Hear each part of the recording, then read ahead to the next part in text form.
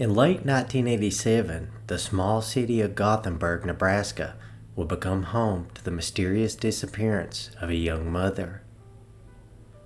It would transform into a case of he said, she said, with police zoning in on a primary suspect. The town of 3,500 has changed, and the chatter about Christi Jo Nichols' disappearance has slowed significantly over the years. However, questions have yet to be answered, and the previous husband remains under suspicion. Did the 22-year-old mother of two make the desperate decision to escape an allegedly abusive relationship? Or did she abandon everything and everyone she loved to start anew elsewhere? Or did Christi Jo Nichols fall prey to a monster? Ahead, we will retell the events leading up to the disappearance of Christi Jo Nichols and the events that followed. Introducing Christi Jo. Christi Jo Williams was born on September the 6th of 1965.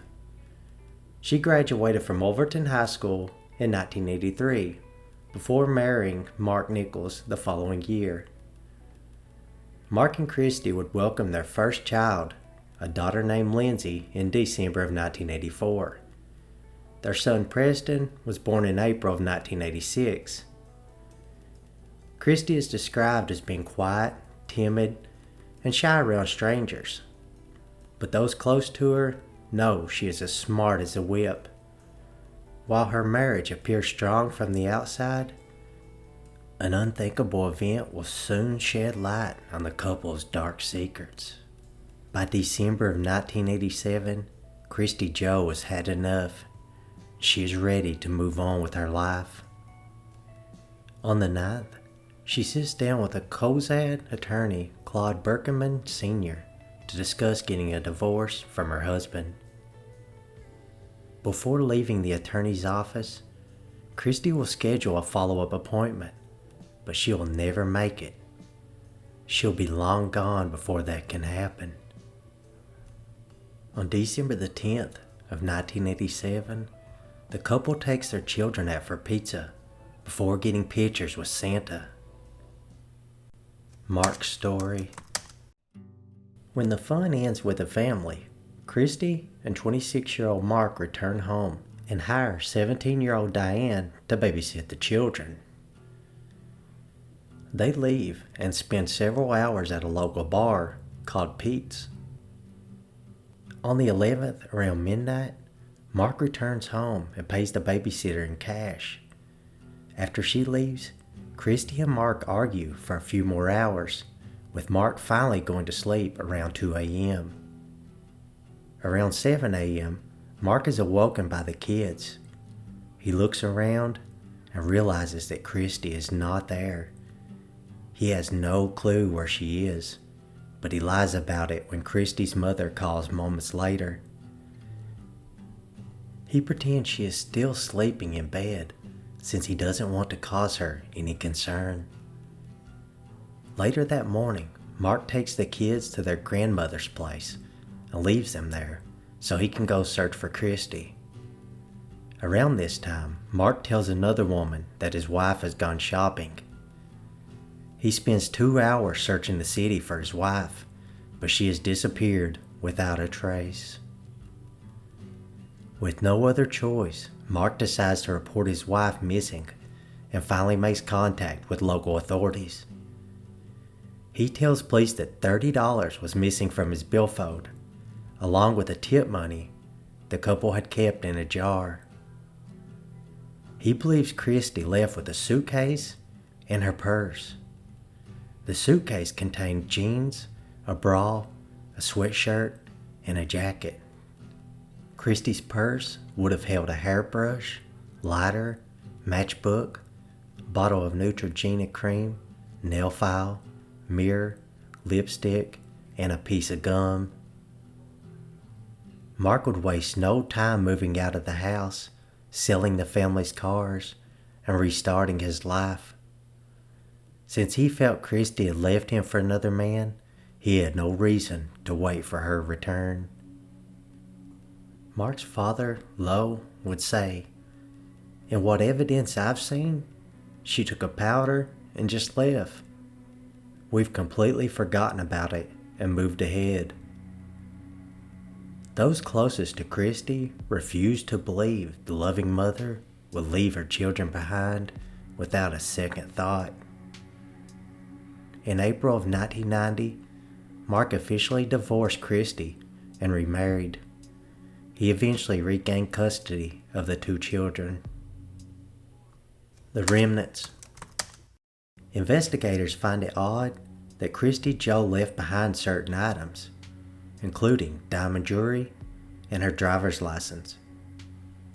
She also skipped town without picking up her last paycheck from the bar where she had been working part-time. Investigators quickly develop a theory about Christi seeing another man after finding a letter in the couple's vehicle. In that letter, she told her secret boyfriend that she would be leaving after Christmas, but would contact him in a few months. The note read, "I want you to know I will probably be leaving town after Christmas, and I will try not to see or talk to you until then. It will all work out somehow. I'm really sorry." By February of 1988, Nebraska State Patrol believed Christi Jo was most likely dead. In March of that year, her bags will be discovered at an Interstate 80 rest stop near Maxwell. The person's suitcase contained the exact same items that Mark mentioned to police. Authorities believe the items were placed there so that they would be found. In May of 1988, Mark will say he received a phone call from a Denver doctor asking for Christi's medical records. In October, 300 volunteers would search a 15-mile radius around Gothenburg, but nothing useful would be found. Christi Jo's case would be featured on the hit television show Unsolved Mysteries. After the episode aired, the production company received 150 calls, and State Patrol got 15. None of those calls amounted to anything significant. Christi Jo's whereabouts and fate remain unknown. Evidence against.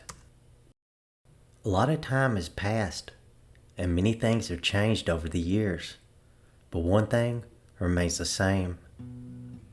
While Mark, his family, and supporters believe Christi Jo left on her own accord, many others suspect Mark had something to do with her disappearance. The young nanny never recalled seeing Christi that night, and she found it odd that she was paid in cash by Mark when Christi normally paid her with a check. Since Christi vanished on December the 11th of 1987, Mark has professed his innocence. Christi's mother, Connie Stanley, and aunt, Joanne Niss, raised concern about the initial law enforcement investigation, claiming it was flawed, inadequate, and didn't focus on foul play soon enough. They were worried about then Gothenburg Police Chief Bob Shackleton, since he knew the Nichols family very well. If they had their way, the Dawson County Sheriff's Office would have taken over the investigation. Shackleton later said he honestly thought she got into a truck and just booked, but the more it goes, the longer I wonder about it. He also questioned whether Mark was smart enough to cover up a murder, but he wasn't sure why Christi Jo wouldn't contact anyone if she is still alive. Shackleton left law enforcement after pleading no contest to an official misconduct charge before serving on the Gothenburg City Council. He's refuted allegations that his friendships clouded his judgment. After Christi's disappearance, it would be alleged that Mark had physically abused his wife and monitored her calls. She had supposedly visited the emergency room for injuries caused by her husband. She had met with an abuse counselor as well. When Mark found out, he got angry and forced her to promise that she would never return, but she did anyway. Many find it difficult to ignore the fact that Christi had visited a divorce attorney just days before she vanished. In 1989, Mark was interviewed by Unsolved Mysteries, and he denied the domestic violence claims.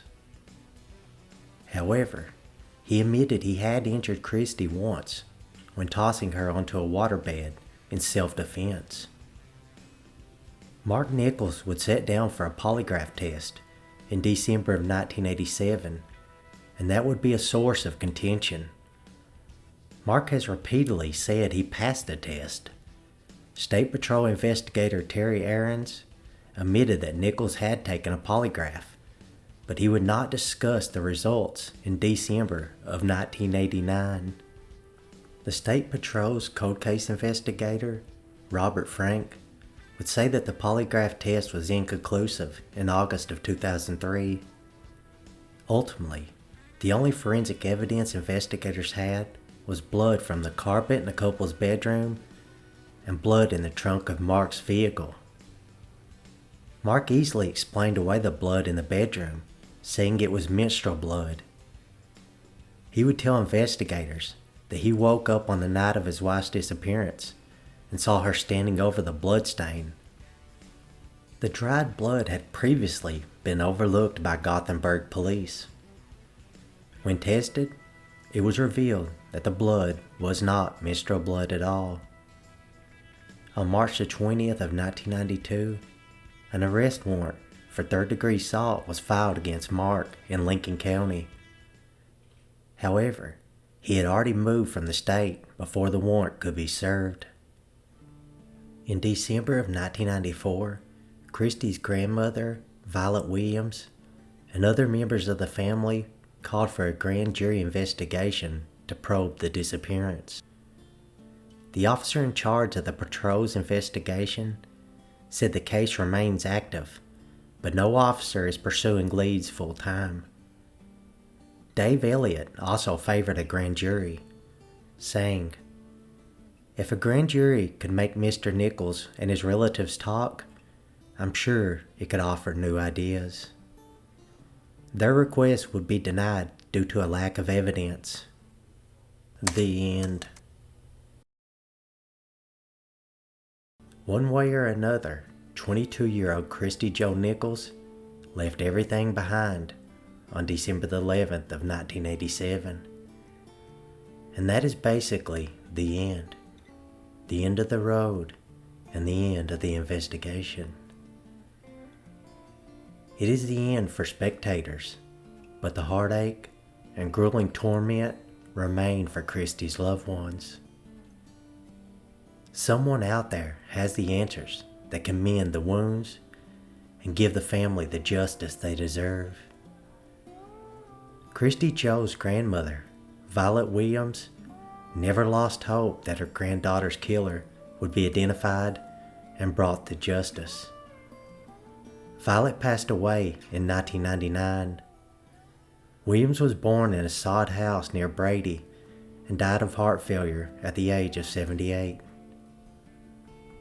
Of the passing, her daughter, Joanne Ness, said, "She knows now who did it. I just wish there was a direct line to her."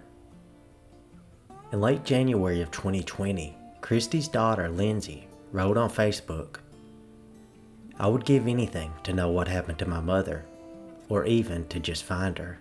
I need closure. My family needs closure." Christi's sister, Cindy, chimed in, "She is missed and loved. Please share her story. There may only be one person who holds the answers, and coming forward could be the best way for that person to rectify their mistakes whoever they may be.